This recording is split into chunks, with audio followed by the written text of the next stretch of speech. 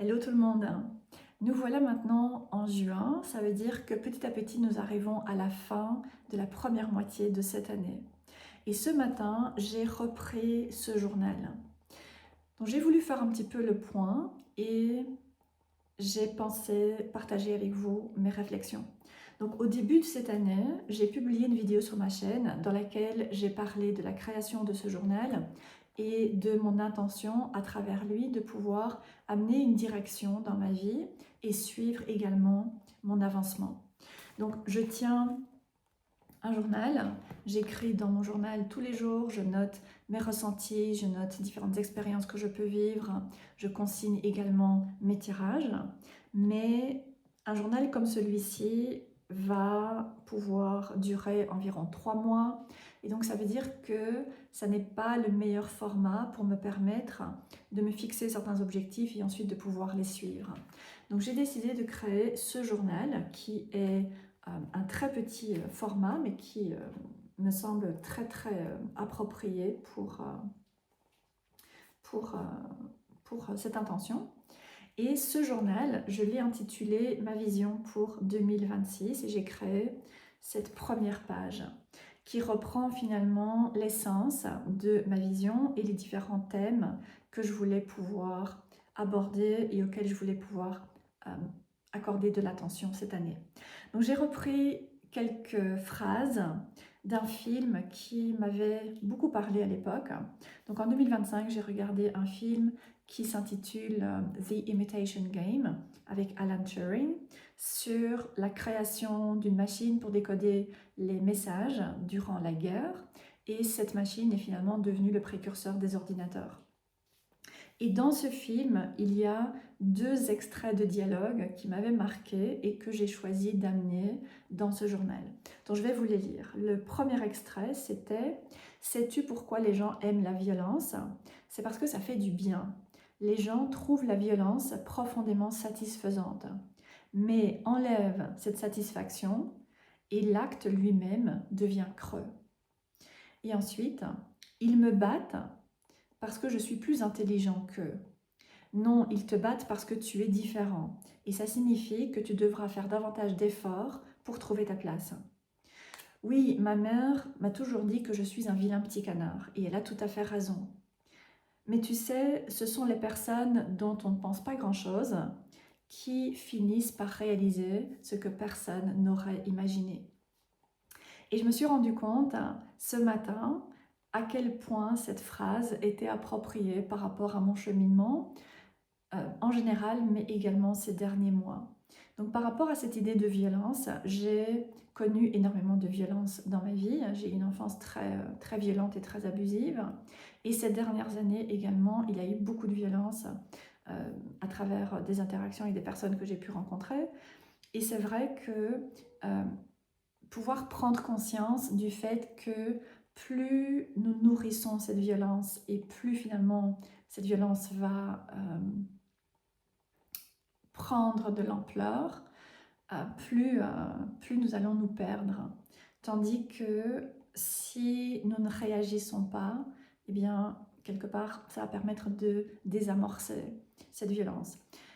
Donc c'est quelque chose qui m'a beaucoup parlé. Et ensuite, par rapport au deuxième extrait, là aussi, je me suis vraiment rendu compte à quel point c'était très approprié. Parce que toute ma vie, j'ai été appelée le vilain petit canard. J'étais traitée de vilain petit canard à la maison, à l'école. Et j'étais toujours entourée de personnes qui me disaient ou qui m'amenaient à croire que j'étais trop rêveuse et que j'avais trop d'imagination et que je me posais trop de questions et que je voulais trop de choses dans la vie. Et donc, toutes ces personnes ont toujours essayé de me convaincre que je devrais me satisfaire davantage et simplement me trouver un bon petit mari, avoir un job insatisfaisant comme pour la plupart des personnes et vivre ma vie tranquillement. Et c'est quelque chose qui ne m'a jamais convenu, je ne me suis jamais sentie en accord par rapport à ça, mais jusqu'à récemment, je ne m'étais pas rendu compte à quel point toutes ces choses que l'on m'a répétées m'avaient affectée. Et donc, là maintenant, voilà, j'ai pu prendre conscience que finalement, j'ai fait la paix avec ce vilain petit canard. Je ne me sens plus le vilain petit canard dans le sens où je me sens plus différente d'une manière qui n'est pas bonne, qui n'est pas acceptable, qui n'est pas valide. Je me sens vraiment au clair avec moi-même, je me sens en paix avec moi-même et je me sens vraiment là où je souhaite être. Donc voilà, c'est très intéressant de pouvoir reprendre ces citations et de voir la manière dont finalement ce message a pu décanter inconsciemment et m'amener aujourd'hui à avoir une perspective finalement très différente. Ensuite, j'ai repris 4 catégories auxquelles je souhaitais vraiment pouvoir apporter de l'attention au cours de cette année. Mes lectures, pour le personnel et pour le professionnel, ma vie personnelle, la santé et le bien-être, et ensuite le tarot et les oracles. Ok, alors, pour la première section, j'ai repris la thématique des tarots et des oracles. Et à l'heure d'aujourd'hui, j'ai étudié 3 tarots et également 3 oracles. Donc je me sens tout à fait alignée avec mon intention de départ qui était de pouvoir travailler à différents jeux de manière régulière et de manière continue également. Donc voilà, là j'avance assez bien, je travaille à différents jeux de manière pratiquement continue. Et par rapport à ma liste d'envie, j'ai acheté 4 tarots sur 7 et 3 oracles sur 5. Donc voilà, mon intention c'était ici aussi de vraiment utiliser les jeux que j'ai dans ma collection et ne pas nécessairement amener de nouveaux jeux pour l'instant. Et donc je me sens tout à fait en accord avec cela pour l'instant. Ensuite, j'avais noté mon tirage pour l'année 2026 et je dois dire que je l'ai quelque peu délaissé. J'avais assez bien commencé, janvier, février, mars. J'avais beaucoup travaillé avec les cartes qui étaient ressorties. Et ensuite, avril, mai, il y a eu différentes choses qui se sont passées. J'étais un petit peu détournée de ce que j'avais noté ici, de ce que j'avais repris pour mon tirage. Donc là maintenant je vais le reprendre parce que les cartes étaient vraiment très très intéressantes et m'apportent des clarifications assez importantes. Donc ça c'était pour mon tirage. Ensuite j'ai repris également une section sur mes favoris. Donc j'ai laissé un espace pour noter quels sont finalement les jeux que j'ai le plus utilisés, mais que j'ai surtout le plus aimé au cours de l'année 2026, pour faire un petit peu le point sur, sur les jeux qui m'auront marqué pour l'année. Pour l'instant, j'ai noté le Ritual Tarot, qui est un de mes tarots préférés, j'utilise beaucoup. Et je l'ai pas mal utilisé pendant cette première partie de l'année. Ensuite, évidemment, le tarot des vampires. Et le Tarot of Magical Forest, le tarot de la forêt magique, qui est le tarot que j'utilise pour l'instant dans le cadre de l'atelier Nourrir votre lumière que je propose sur ma chaîne. Et au niveau des oracles, j'ai repris le Magical Botanical Oracle, qui est un oracle que j'adore et que j'utilise vraiment de manière assez régulière. Ensuite, j'ai également noté The Oracle of Emanations, l'oracle des émanations de Peter Morbracher sur les anges. Je l'ai beaucoup utilisé le mois dernier, il m'a vraiment surprise et donc je l'ai repris dans cette liste de favoris. Évidemment, j'ai l'oracle d'Isis et j'ai également le Queen Mab Oracle qui a été aussi un favori de cette première partie de l'année. Et ensuite, j'ai également noté les ateliers que je souhaitais suivre cette année. Donc l'année dernière, j'ai suivi de nombreuses formations, je me suis beaucoup investie personnellement et financièrement dans pas mal de formations. Je pense que j'en ai suivi 9 si je me souviens bien. Et donc mon intention c'était en 2026 de reprendre certains de ces ateliers ou bien de ces formations pour les approfondir et pour voir ce que je souhaite en retirer. Et jusque-là, j'ai retravaillé 3 ateliers. Et ensuite, l'atelier que je suis en train de proposer sur ma chaîne, donc ça fait 4. C'est pas mal et je suis assez satisfaite. Et pour terminer cette catégorie de travail avec les cartes, j'ai repris ici une section par rapport à ma pratique avec le journal. Donc, Je tiens un journal depuis de nombreuses années maintenant, mais je voulais pouvoir créer une pratique qui me convienne et qui me permette de pouvoir aller un peu plus en profondeur que... Je veux dire, je vais généralement en profondeur, mais approfondir certains aspects en particulier et en lien avec ma pratique. Donc là, par rapport à mon journal, j'ai restructuré mon journal, j'ai rassemblé différents tirages que j'ai envie de pouvoir garder sous la main pour les utiliser, pour m'en inspirer pour les tirages du jour ou bien pour certains tirages plus complets et plus complexes. Ensuite, j'ai également travaillé pour pouvoir approfondir les aspects émotionnels et l'introspection. Et donc, mon intention, c'est de pouvoir vraiment ancrer mon chemin en tant que prêtresse. Et pour l'instant, j'ai de bonnes bases qui me conviennent et je vais certainement continuer à les utiliser pour le reste de cette année. Et ensuite, j'ai également complètement remanié ma pratique spirituelle. Et pour l'instant, j'ai repris quatre aspects que je suis en train de mettre en place, qui me semblent vraiment très très puissants et qui me permettent de me sentir vraiment très très alignée. Donc voilà pour la première thématique. Ensuite, la deuxième thématique, c'était mes lectures. Et je dois dire que là, la section est pratiquement vide parce que je n'ai pas du tout avancé. J'ai commencé 3 livres, il y en a un que j'ai abandonné parce que je ne suis pas du tout dans cette énergie, donc c'est un livre de 500 pages et je me suis dit que ce n'était pas le moment. Il y en a un autre que j'ai entamé et je le prends de temps en temps parce qu'il a une thématique particulière et je ne suis pas toujours dans cette énergie. Et ensuite, le dernier, c'est un livre, littérature je veux dire, de 650 ou 700 pages. Et je l'ai commencé, si je ne me trompe pas, vers le mois de mars. J'ai un petit peu du mal à avancer, mais voilà, j'avance petit à petit. Et au niveau pro, je n'ai pas nécessairement lu quoi que ce soit pour l'instant. J'ai fait pas mal de recherches, mais pas vraiment de lecture. Maintenant, j'ai repris certains ateliers, j'ai également amené cette pratique de travail avec des tarots, avec des oracles que j'utilise, que je travaille, avec lesquels je crée une connexion, etc. Donc je n'ai pas nécessairement beaucoup d'énergie pour pouvoir consacrer à des lectures supplémentaires. Donc je note que c'est une thématique que pour l'instant j'ai mise un peu de côté et en 2021, pardon, pour la deuxième partie de l'année 2026, je vais essayer d'intégrer davantage de lectures. Ensuite, j'ai également repris mes objectifs pour le personnel et pour le professionnel. Alors au niveau personnel, j'avais l'impression de ne pas nécessairement avoir beaucoup avancé et en fait je me suis rendu compte que si, j'ai bien avancé et mon principal objectif, qui n'était pas nécessairement clair lorsque j'ai démarré ce journal, c'était vraiment de pouvoir me sentir chez moi. Et j'ai réaménagé mon intérieur à plusieurs reprises, mais là maintenant je suis arrivée à une configuration qui me plaît, qui me permet de me sentir bien, qui me permet de me sentir chez moi également.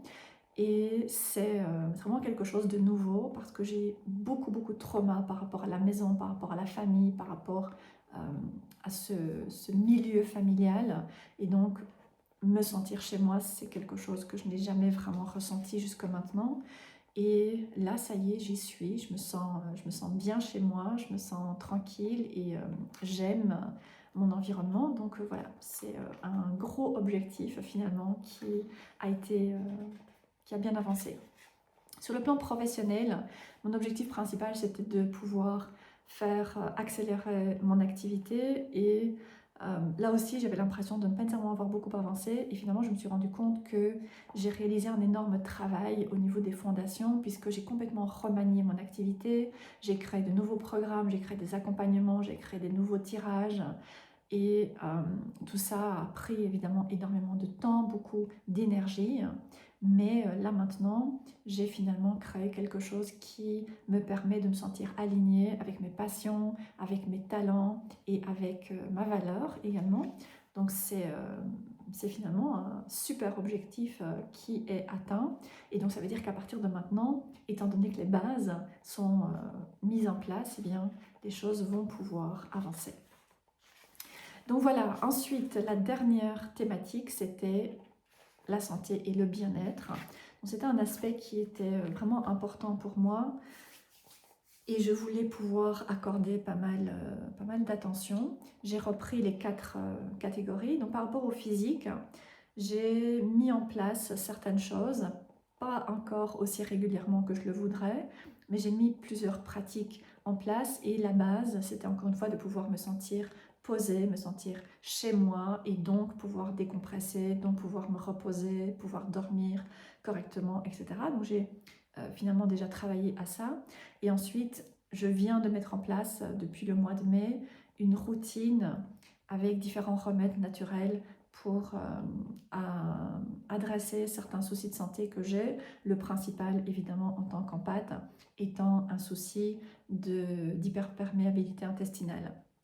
C'est quelque chose dont je souffre depuis toujours et j'ai à de nombreuses reprises essayé de pouvoir amener un petit peu de guérison par rapport à cela. Et ces derniers mois, c'est un aspect de ma santé qui s'est vraiment qui s'est vraiment intensifié. J'ai eu beaucoup de soucis au niveau de ma digestion, au niveau inflammatoire, etc.